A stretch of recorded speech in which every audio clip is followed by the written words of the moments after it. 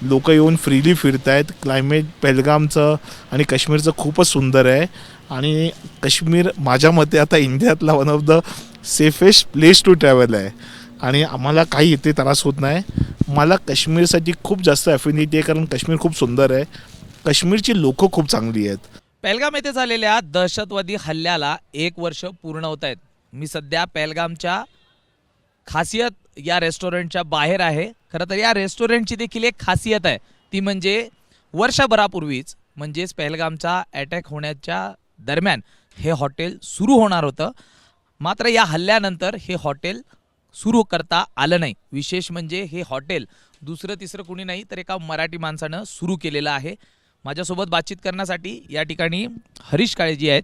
हरीशजी, व्यवसायाने खरं तर तुम्ही चार्टर्ड अकाउंटंट आहात. काश्मीरबद्दल इतकं प्रेम किंवा पहलगाममध्ये येऊन व्यवसाय सुरू करणं का असं वाटलं आणि काय नेमकी या खासियत हॉटेलची खासियत आहे? मी बेसिकली गेल्या 25-30 वर्षापासून काश्मीरला खूप रेग्युलरली यायचो आणि दरवेळी मी काश्मीरला यायचो तेव्हा मला रिअलायझेशन असायचं की जेवणाचा थोडा त्रास व्हायचा आणि म्हणून आम्ही मागच्या वर्षी डिसाईड केलं की खास करून महाराष्ट्र, गुजरात इकडच्या लोकांना आवडेल असं जेवण इकडे इझिली मिळत नाही. म्हणून आम्ही हे रेस्टॉरंट चालू केलं आणि ह्याचं नाव आम्ही खासियत ठेवलं. हे मल्टी क्युझाईन रेस्टॉरंट आहे.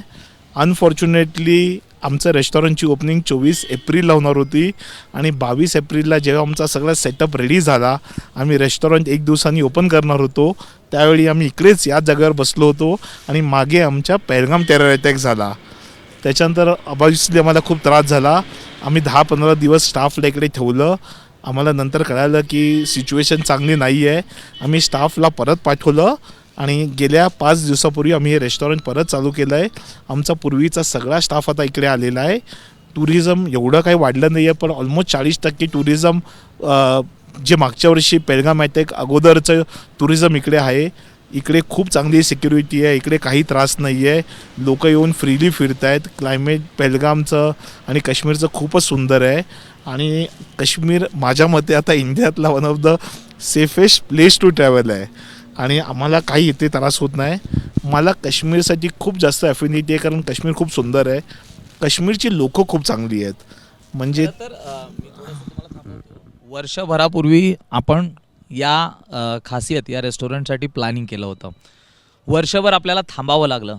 नेमकं आर्थिक तोटा आपला किती झाला, तो कसा बेअर केला, किंवा आत्ता पण पहलगाममध्ये अजूनही पर्यटक हवे तितकेसे आलेले नाही आहेत आणि मोठा आर्थिक तुटवडा या ठिकाणी म्हणजे आर्थिक तोटा इथल्या व्यावसायिकांना झाला आहे, तो नेमका कसा आहे किंवा तिथल्या आत्ताच्या व्यावसायिकांची सध्याची स्थिती काय आहे?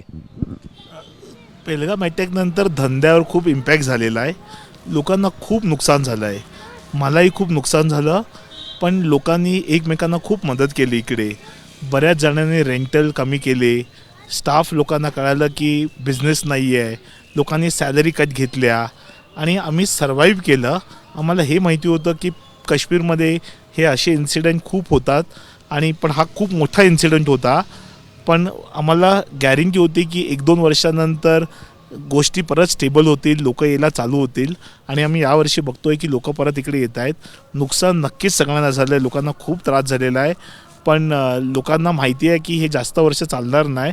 पुढच्या वर्षीपर्यंत काश्मीर परत नॉर्मल झालं असेल आणि जेवढी लोक मागच्या वेळी पहलगाम अटॅकच्या आधी होती इकडे, तेवढी लोक परत इकडे येतील कारण काश्मीर खूपच सुंदर आहे. खरं तर पहलगामच्या हल्ल्यानंतर बेसरन व्हॅली असतील किंवा इथले जे टुरिस्ट पॉईंट आहेत, हे बंद ठेवण्यात आलेले आहेत सिक्युरिटी पर्पजली.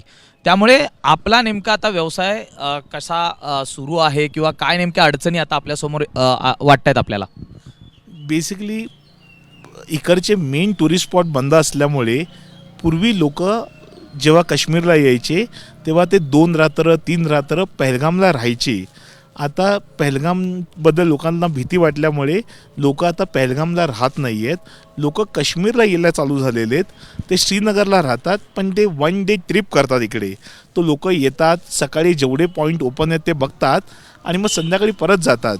पण टुरिझम यायला लागल्यामुळे आम्हाला रेस्टॉरंट चालू करायची गरज वाटली कारण दिवसाच्या वेळी टुरिस्ट असतात, ते फिरतात, ते दुपारी लंच वगैरे करतात आणि संध्याकाळी परत श्रीनगरला आपल्या रूममध्ये जाऊन राहतात. पण माझ्या मते आता अमरनाथ यात्रा चालू होईल. अमरनाथ यात्राचा बेस कॅम्प इकडून 5 किलोमीटरवर आहे.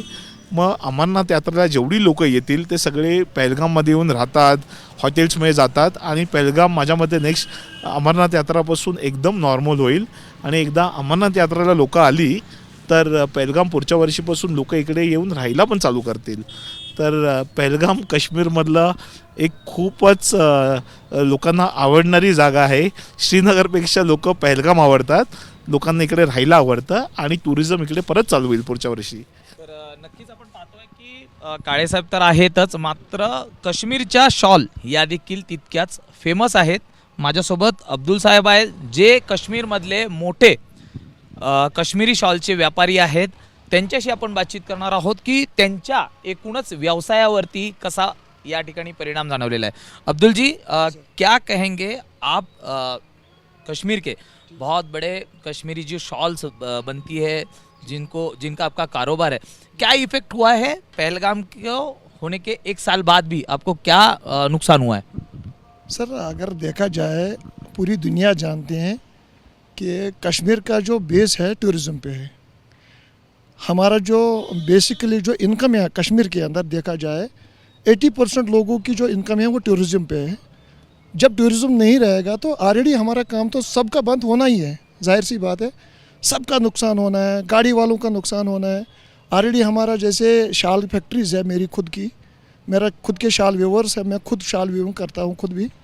तो इसमें ऑलरेडी तो असर पड़ा ही है, क्योंकि टूरिज़्म तो कहीं से दिख नहीं रहा था. 1 साल तक हम इंतज़ार में रहे कि टूरिज़्म आए, हमारा काम चलता रहे, तो टूरिज़्म आए नहीं. 1 साल तो हमको बहुत इफेक्ट पड़ा ही है सर, बहुत नुकसान हुआ हम लोगों का. बहुत सारे जो बिजनेसमैन थे उन्होंने लोन लेके, मतलब बैंक से लोन लेके अपना बिजनेस शुरू किया था, जो कि इस इंसिडेंट के बाद उनको बहुत सारा लॉस हुआ है और बहुत सारे लोगों ने बिजनेस को भी अलविदा कर दिया है. बिल्कुल सर, जैसे हमने बैंक से अगर हमने लोन लिया है, हमने फाइनेंस कराया, बहुत लोगों ने गाड़ियों का फाइनेंस कराया, टूरिज़्म आए नहीं तो उन लोगों ने तो धीरे धीरे सब अपना काम छोड़ ही दिया, क्योंकि टूरिज़्म आए नहीं तो कहाँ से उन लोगों का भरपाई होना है. तो वो अपना फाइनेंस पूरा ही नहीं कर पा रहे हैं, तो उन लोगों ने अपना बिजनेस ही बंद कर दिया है.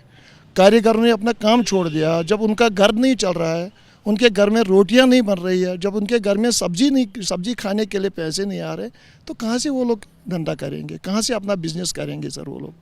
जब ये इंसिडेंट हुआ जी सर. तभी आप पहलगाम में ही थे. जी गोलियों की आवाज़ आपने सुनी, बिल्कुल सर. जो यहाँ पर आए हुए थे टूरिस्ट है, जी सर. उनकी भागदौड़ आपने देखी थी, जी सर. उनके आंखों में आंसू देखे थे. बिल्कुल सर. कैसे यहाँ के कश्मीर के लोगों ने उनको बचाया था, क्या पूरा माहौल था तभी? देखिए सर, पहली बात हम बता रहे हैं, यहाँ कश्मीर का झगड़ा कहीं सदियों से चल रहा है, मगर पहलगाम ऐसी जगह है जहाँ तक आज पिछले साल तक की रिकॉर्ड में कोई ऐसा इंसिडेंट नहीं हुआ है. क्योंकि हम लोगों को ये तो शॉक लग गया कि पहलगाम के अंदर ऐसा कैसा हो गया, पहली बात. क्योंकि पहलगाम 70 साल के झगड़े में पहलगाम के अंदर एक बार पत्थरबाजी नहीं हुई, एक बार कभी कर्फ्यू नहीं लगा, 370 हटा तब भी कर्फ्यू नहीं लगा पहलगाम के अंदर. एक बार भी यहाँ कोई भी बताए, कोई न्यूज़ रिपोर्टर बताए, कोई न्यूज़ चैनल दिखाए कि पहलगाम के अंदर एक बार भी पत्थरबाजी हुई, एक बार भी कभी कभार यहाँ कभी कर्फ्यू लगी, यहाँ हड़ताल हुआ या एहतजाज हुआ. क्योंकि पहलगाम कश्मीर का सबसे शांत जगह माना जाता है. हम इस बारे में खुद शॉक हो गए, पहलगाम में ऐसा कैसा हो गया. ये उस दिन तो भागा भागी, हम लोग खुद शॉक हो गए कि ये सब कैसा हो रहा है. सारे माहौल ऐसा बिखर गया कि हमको लग रहा है कि ये होना ही नहीं चाहिए. यहाँ पूरा भागम भागी हो गया, लोग भाग रहे हैं. हम लोग तो लगे उनको बचाने में, क्योंकि हम लोग लगे कि ये हमारे मेहमान है, टूरिज़्म हमारा मेहमान है. कश्मीर का कल्चर रहा है ये मेहमान नवाजी का.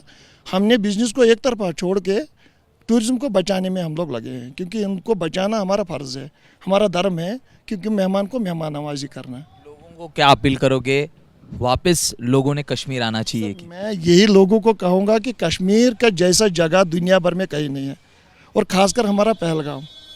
जिन लोगों को मैं लोगों तक ये संदेश देना चाहता हूँ, ये अपील करना चाहता हूँ कि आइए और कश्मीर का ये सैरों, ये जो यहाँ के नज़ारे, इनका सैर कीजिए, यहाँ की लुत्फ़अंदाज़ी कीजिए, यहाँ का खूबसूरती देखिए. और मैं कह रहा हूँ आपकी चैनल के थ्रू मैं लोगों को ये कहूँगा कि कश्मीर 100% सेफ है। जिन लोगों का मकसद था कि ये सब चीज़ें होने के बाद कश्मीरियों का जो बिजनेस है उनको घाटी में मतलब उनको लॉस हो जाए, अगर यहाँ पर लोग नहीं आए तो क्या वो अपने मकसद में कामयाब होंगे? बिल्कुल नहीं सर, ये उन लोगों की भूल है, जिसका भी इसके हाथ है, इसका हाथ है, वो उसकी भूल है कि वो ये सोचे कि कश्मीर दब जाएगा, कश्मीर में टूरिज़्म बंद हो जाएगा, कश्मीर में बिज़नेस बंद हो जाएगा। ये होता रहता है, कभी कभार उन लोगों ने जो किया बहुत गलत किया है सर।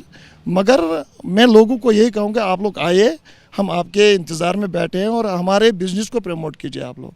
हमारा जो रोज़गार है वो आप पे डिपेंड है, हमारा जो टूरिज़्म पे ही हमारा सारा कारोबार है, सब कुछ हमारे टूरिज़्म पे ही सारा डिपेंड है।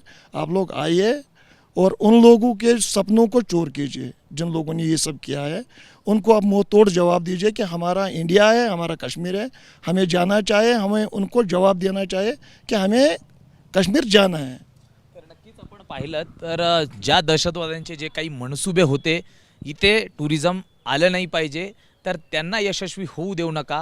पुन्हा एकदा काश्मीरमध्ये या आणि काश्मीरमधल्या याच काश्मीरी लोकांची जी मेहमान नवाजी ज्यासाठी ते ओळखले जातात ती करण्यासाठी आजही काश्मीरी तयार आहेत। व्हिडिओ जर्नलिस्ट अनिल सनगरे समी सूरज सावंत, एबीपी माझा, मुंबई। एबीपी माझा, उघडा डोळे बघा नीट।